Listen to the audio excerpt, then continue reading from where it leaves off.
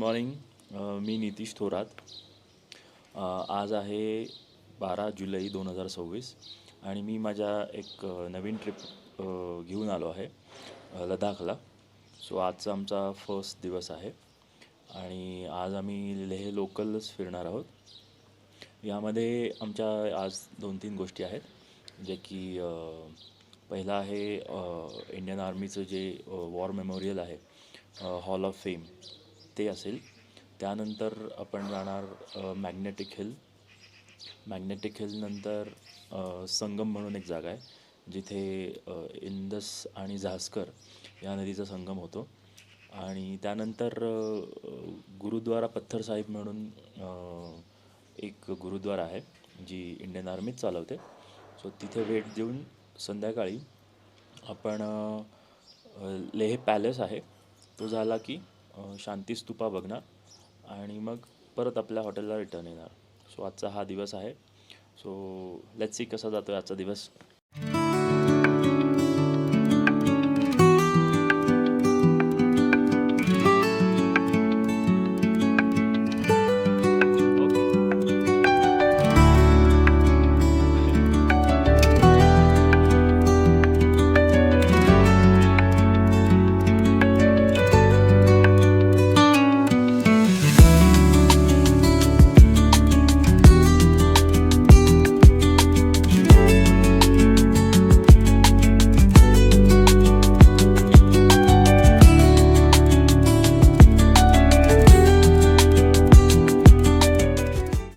Okay, let's start.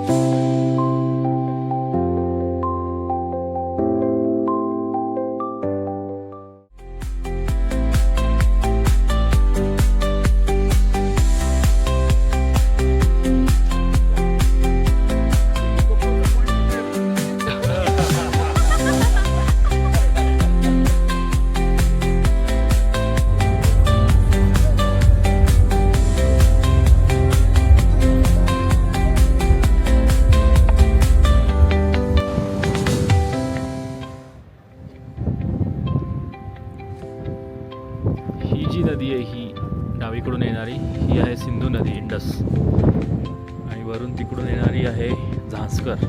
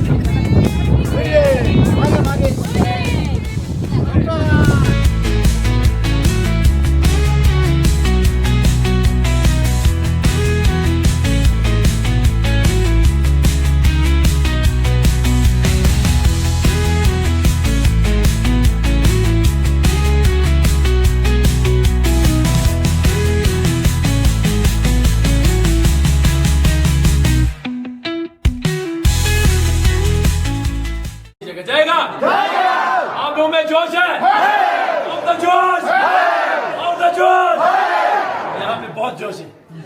चलिए sir शुरू कीजिए, सर में देखने कितना जोश. भारत माता की जय, भारत माता की जय, भारत माता की जय. थैंक यू सर, जय हिंद. भारत माता की जय. हमेशा इस तरह जोश के साथ सम्मान के साथ बोला जाता है. अभी हम लोग को मैं यहाँ पे कारगिल वॉर के बारे में ब्रीफिंग करने जा रहा हूँ, आप लोग ध्यान से सुन लेना. सबसे पहले इस चेरियन रोड के अंदर जितना भी रेड लाइन में अब दिखा रहा है, ये रोड से कोई कच्चे रोड कोई पक्के रोड, इसके अंदर जितना भी ब्लू लाइन में दिखा रहा है, ये रिवर से कोई छोटे रिवर कोई बड़े रिवर. चाइनीज से 2 बड़े रिवर इंडिया के रह रहा है, एक ये इंडस रिवर और दूसरा शिंगू रिवर. उसके बाद पाकिस्तान से इंडिया के रिवर आ रहा है जिसका नाम है शिकारा रिवर, आपके सामने ठीक. उसके बाद इस मॉडल के अंदर कुछ रेड लेटर में कुछ गांव का नाम लिखा हुआ रेड लेटर में, जैसे कि गुलतारी, गोल, मटियाल, बिचौतन, मरोल. ये पीओके का कुछ गांव है जो कि अभी भी इसके अंदर मौजूद है. पीओके क्या होता है? पाकिस्तान ऑक्युपाइड कश्मीर, जो कि पाकिस्तान वाले बोलते हैं आजाद कश्मीर. उसके बाद जितना भी एरो हेड मेरे और इंडिकेट कर रहा है, ये एलओसी है. एलओसी क्या होता है? मुझे आवाज नहीं आ रहा है. ध्यान से सुन लेना. ये जो कारगिल वॉर कैसे हुआ, क्यों हुआ? कारगिल वॉर नहीं होना था, कारगिल वॉर धोखे से हुआ. पाकिस्तान ने हमारे साथ बहुत धोखा किया था, इसलिए जो कारगिल वॉर 1999 में पाकिस्तान के साथ वॉर हुआ, 1999 से पहले इंडियन आर्मी और पाकिस्तान के बीच में एक एग्रीमेंट के ऊपर साइन किया गया था कि विंटर्स की टाइम में दोनों मुल्क उस हाइट के ऊपर नहीं बैठेंगे जहां पे ज्यादा बर्फ होता है. ना तो इंडियन आर्मी ना तो पाकिस्तान के रेंजर्स, उनको रेंजर्स बोला जाता है. क्या बोला जाता है? इंडियन आर्मी एग्रीमेंट के हिसाब से नीचे डाउन हुआ, मगर पाकिस्तान ने ऐसा नहीं किया. पाकिस्तान धीरे धीरे अंदर आना शुरू हो गया और हमारा कुछ पोस्ट धोखे से चोरी छिपाते के ऊपर किया. वो कौन सा पोस्ट है आप लोग जमीन के अंदर देख लेना. सबसे पहले द्रास के अंदर तोलोलिंग 5140, टाइगर हिल 4875, उसके बाद कारगिल के अंदर 5608, कक्सार एंड मजदास, लास्ट मेहता बटाली के अंदर जुबर हाइट्स, मुंटू डालू, खलुबर पोर्शन, यलदौर. ये पूरे का पूरा जमीन आप लोग को यहाँ पे देखने में छोटा दिखाई देगा, मगर द्रास से लेके बटाली तक अबाउट 134 किलोमीटर जमीन उन्होंने धोखे से चोरी छुपाने के बाद किया था. उस दौरान इंडियन आर्मी एग्रीमेंट के हिसाब से नीचे डाउन होते. पाकिस्तान ने जितना भी जगह जमीन पोस्ट ऑक्यूपाई कर लिया. अब इंडियन आर्मी की बारी, उसको कैसे रिकैप्चर करना है ध्यान से सुन लेना. बटाली के अंदर इंडियन आर्मी को कैसे पता चला कि हमारा पोस्ट ऑक्यूपाई हो चुका है. बटाली के अंदर एक पोस्ट है जिसका नाम है मुंटू डालू. क्या लिखा हुआ है? आवाज नहीं आ रहा है. तो मोटो डालो 506 के ऊपर एक चरवा था, भेड़ बकरी चराने वाला लद्दाखी सिविलियन, जिसका नाम था टाशी नमग्याल। क्या था? ये जो टाशी नमग्याल मुंटू डालो इलाके के अंदर हर हमेशा भेड़ बकरी ऊपर नीचे करते रहते थे।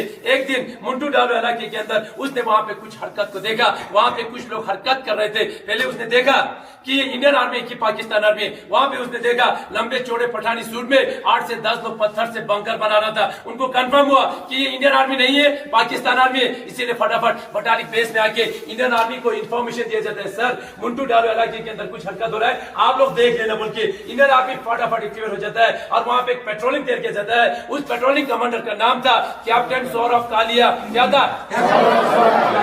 कैप्टन सौरभ कालिया के साथ 5-6 जवान इंडियन आर्मी द्वारा सबसे पहले यहाँ से पेट्रोलिंग के लिए भेजा गया। भेजा तो जाता है 5-6 जवान, वहां से एक भी जवान वापस नहीं आया, पूरे का पूरा जवान वहां पे शहीद हो गया। इसीलिए फटाफट इंडियन एयरफोर्स द्वारा वहां पे एक ऑपरेशन लॉन्च किया जाता है। उस ऑपरेशन का नाम था ऑपरेशन सफेद सागर। ऑपरेशन सफेद सागर इसलिए नाम दिया गया क्योंकि ज्यादा हाइट होने की वजह से इंडियन आर्मी और इंडियन एयरफोर्स दोनों मिलकर उस ऑपरेशन को सक्सेसफुल बनाया। ऑपरेशन तो सक्सेसफुल हो गया, मगर खालूबार 482 के ऊपर हमारी 111 गोरखा राइफल का कैप्टन मनोज कुमार पांडे बहादुरी के साथ ईमानदारी के साथ लड़ते लड़ते वहां पे वो शहीद हो गया। उनकी वीरता को देखिए, उनकी बहादुरी को देखिए, भारत सरकार द्वारा उनको सबसे पहले परम वीर चक्र से सम्मानित किया गया। नेक्स्ट आता है द्रास के अंदर तोलोलिंग। क्या लिखा हुआ है? ये जो तोलोलिंग मेन था हमारे लिए बहुत ही जरूरी था। क्यों जरूरी था इतना हमारे लिए ये तोलोलिंग? क्योंकि श्रीनगर से आते समय ये जो रेड लाइन आ रहा है, द्रास होते हुए कारगिल, कारगिल से रेड लाइन जा रहा है लेह लद्दाख तक, ये हमारा NH1 है, नेशनल तोलोलिंग के नीचे से आ रहा है, इसीलिए ये पाकिस्तान की निगरानी में था। अगर आज हम सबसे पहले तोलोलिंग को जय हिंद, आप सभी को मैंने यहाँ पे कारगिल वॉर के ब्रीफिंग किया, आप लोग को अच्छे से समझ में आया?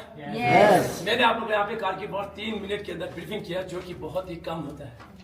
3 महीने को 3 मिनट के अंदर बोलना बहुत कम होता है। मैं आप लोग को यहाँ पे फोर्स नहीं कर रहा हूँ, मैं आप लोग यहाँ पे जबरदस्ती नहीं कर रहा हूँ कि भारत माता को जोर से बोलिए, भारत माता को ऊंची आवाज में बोलिए। मैं आप सभी से विनती करता हूँ, इस भारत माता को हमेशा ऊंचा रखिए, क्योंकि मैं युद्ध देख के आया हूँ। मेरे जवान वहां पे शहीद होने से पहले सबसे पहले भारत माता की जय पुकार के शहीद हो जाता है। उनको हम यहाँ पे सम्मान करने के लिए, सल्यूट करने के लिए भारत माता की जय पुकारते हैं। अगर हम लोग उनको सम्मान नहीं करेगा तो यहाँ पे कोई सम्मान करने वाला नहीं है। आप लोगों ने सुना भी होगा, पाकिस्तान अपने ही सैनिक को आइडेंटिफाई तक नहीं करता है, तो वो लोग हमारे जवानों को कभी भी सम्मान नहीं करेगा। आप लोग बाहर जाके देखिए, इतना बड़ा वॉर मेमोरियल बना हुआ है, उस वॉर मेमोरियल के वॉल में 1897 शहीदों का नाम लिखा हुआ है। डेली उनकी आत्मा को शांति मिले प्रे करता है, वेपन के साथ उनको सलामी दिया जाता है, रीत चढ़ा के रखा हुआ है, दिया जला के रखा हुआ है। उसके आगे सेमेट्री बना हुआ है जिसको हम शौर्य स्थल बोलते हैं, वहां पे भी बहुत शहीदों का नाम लिखा हुआ है। डेली उनको वहां पे याद करता है। यहाँ पे हम लोग भारत माता के साथ उनको सलाम करता है, माथा टेक के सलाम करता है। जिन लोगों की वजह से आज हम लोग चैन की नींद सो पा रहा है, जिन लोगों की वजह से आज हम लोग हर एक जगह में जा सकते हैं, अगर हम लोग सम्मान नहीं करेगा तो आप लोग सुन लेना, कैप्टन सौरभ काली के साथ 5-6 जवान इंडियन आर्मी द्वारा यहाँ से पेट्रोलिंग के लिए भेजा गया था, एक भी जवान वापस नहीं आया। कहाँ गया वो 5-6 जवान? पाकिस्तान वालों ने वहां से जिंदा बंदी बना के ले लिया और उन जवानों के साथ वो वाला हरकत किया जो हम कभी सोच भी नहीं सकते हैं। 5 जवानों को 3 दिन के अंदर गोली मार के शहीद किया। और छठा जो था हमारा कैप्टन सौरभ कालिया था, कैप्टन सौरभ कालिया को पाकिस्तान वालों ने 22 दिन जिंदा रखा, 22 दिन टॉर्चर किया। टॉर्चर करते समय सबसे पहले उसका दोनों आंखें निकाल दिया, वहां पे 10 दिन के अंदर उसका 10 जिंदा नाखून निकाल दिया, उसकी कान में इतना बड़ा रोड डाल के उसकी बॉडी को 8 पीसेस बना के यहाँ पे भेजा जाता है। उन शहीदों को आज आप लोग यहाँ पे सल्यूट करने के लिए आया हुआ है जो इस देश के लिए शहीद होता है। अभी अभी आप लोगों ने नाम सुना कैप्टन विजय थापर 22 साल की उम्र में शहीद हुआ था। कितना उम्र है? 22 साल, इतना ही छोटा। फर्स्ट पोस्टिंग कारगिल के अंदर युद्ध लड़ने के लिए उस बंदे को पता चला मैं इसी युद्ध के दौरान शहीद हो जाऊंगा, इसीलिए उसने अपने पापा के नाम 3 दिन पहले एक इमोशनल लेटर छोड़ के गया था। वो लेटर अभी भी हमारे पास है, पर वो जवान हमारे बीच में नहीं है। एक जवान शहीद होने से पहले क्या लिख के किया? डियरेस्ट पापा, मम्मा, बड़ी जन ग्रामी, by the time you get this letter, I will be observing you all from the sky, enjoying the hospitality of Apsaras. I have no regrets. In fact, even if I become a human again, I will join the army and fight for my nation.